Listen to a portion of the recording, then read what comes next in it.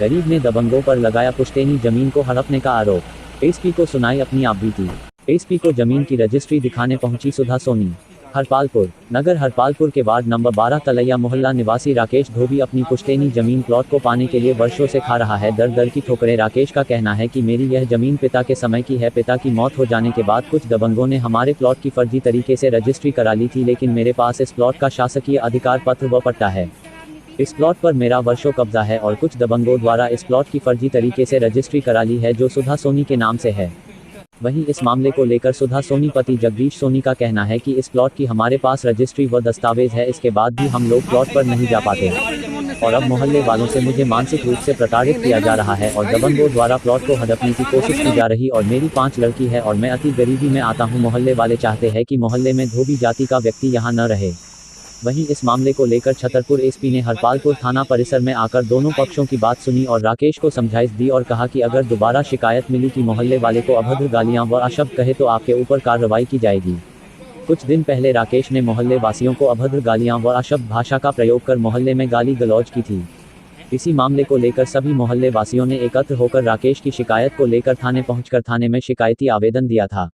आज हरपालपुर थाना पहुंचे छतरपुर पुलिस अधीक्षक को प्लॉट पर दबंगों द्वारा फर्जी तरीके से रजिस्ट्री व प्लॉट पर कब्जा करने का शिकायती आवेदन राकेश ने एसपी को सौंपा। वहीं इस मामले को लेकर एसपी का कहना है कि दोनों पक्षों के आवेदन आए हैं और तथ्यों के आधार पर जांच कर कार्रवाई की जाएगी। क्या करना जो आपने एसपी साहब को ज्ञापन दिया? मैंने इसलिए अपना ज्ञापन दिया है कि मेरा प्लॉट है रजिस्टर्ड, जिसमें ये कब्जा किए 3 टप्पर लगाए हुए। कौन? राकेश श्रीवास किशोरीलाल का पुत्र। ये क्या नाम है आपका? राकेश कुमार श्रीवास। कहाँ का नाम? हरपालपुर। ये जो जमीन का मामला चल रहा है, क्या मामला है, कब से चल रहा है? ये हमारी पुश्तैनी ज़मीन है। मैं थोड़ा नीचे कर सकता हूँ। मेरी पुश्तैनी ज़मीन है।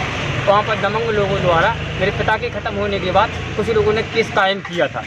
इसको उस ज़मीन के मेरा अधिकार पत्र भी दिया गया है और हम रह रहे थे। तो दबंग लोगों ने हर तरीके से रजिस्ट्री कराई थी हैं, जो कि न्यायालय से हार चुके होने के बाद मुझे शासकीय भूमि पे पट्टा मिला, अधिकार पत्र दिया गया है और न्यायालय से ये जीत गया। एक सोनी जी है, सुधा सोनी के नाम उन्होंने लगाया था, उनका भी निरस्त मान लिया गया है। पिछले कितने वर्षों से आप उस जमीन पे कब्जेदारी हैं? हम पुश्तैनी हैं श्रीमान जी। कितने वर्षों? हर पिता के समय की है, पुरानी है ना। उसी जमीन पे मुझे अधिकार पत्र भी दिया गया। इस समय आपके मोहल्ले में आपके पूरे मोहल्ले वासी आके आपकी शिकायत कर रहे हैं, गाली गलौज वाली बात कर रहे हैं, क्या सत्यता है उसमें? मुझे टॉर्चर किया जाए, दबंगों द्वारा परेशान किया गया था, जिससे कि मुझे कई साल से तो केस लड़ते लड़ते परेशान कर दिया गया। मेरा पहला घोड़ा मार दिया गया था, पहले मकान गिराया फिर घोड़ा मार दिया गया। सुनी, घोड़ा आपने एफआईआर की थी, जांच हुई? हाँ, एफआईआर की थी हमने। इसके आज तक कोई जांच नहीं मिली मुझे। घोड़े मारने की सजा जांच आज तक दी नहीं गई। मैं गरीब आदमी हूँ और भूख प्यास से मारा, अति गरीबी के अंतर्गत आता हूँ। दबंगों द्वारा मुझे परेशान किया है, तरह तरह के लोगों द्वारा केस लगाए जा रहे हैं और मुझे गुंडा कहा जा रहा है कि 45 साल में आज तक जीवन में कोई ये कहते कि मैंने दारू पी है। ये पीता पूरे नगर शहर के अंदर पूछ लीजिए। ये वहाँ चाहते हैं कि धोबी समाज का ये व्यक्ति ना रहे। इसकी ज़मीनें महेंद्र विश्वकर्मा कहते हैं बेच दो। सोनी जी वगैरह ने कहा, कई दबंगों ने कहा, नीता लंगरी इनके पास है, पैसा इनके पास है।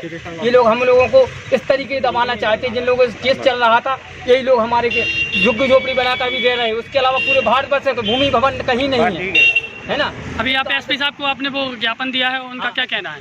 उनका कहना ये है कि हम आपको देखते हो, अपन सब समस्या करने एसपी साहब को ज्ञापन दिया, तो कहा तुम्हारी समस्या का निराकरण करेंगे। हम उसको दस्तावेज बता दें कि न्यायालय का रखा हुआ, एसडीएम का रखा। आपको परेशान क्यों किया जा रहा है? आप दलित हैं इसलिए परेशान किया जा रहा है? हाँ, धोबी जाति का हूँ, इसलिए लोगों द्वारा प्रताड़ित किया जा रहा है। गरीब आदमी, 5 मेरी बेटियाँ हैं, 3 बेटियाँ मेरी यहाँ जवान है। मैं किसी को लड़ने के लिए दिख रहा हूँ, मैं लड़ाई नहीं लड़ना चाहता हूँ, मैं सब न्याय मांगता हूँ श्रीमान। और मेरी 2 बेटियाँ भी मामा के हाथ पड़ी हुई हैं। मैं किसी लड़ने योग्य नहीं हूँ, मगर दबंगों द्वारा मुझे प्रताड़ित किया जा रहा है।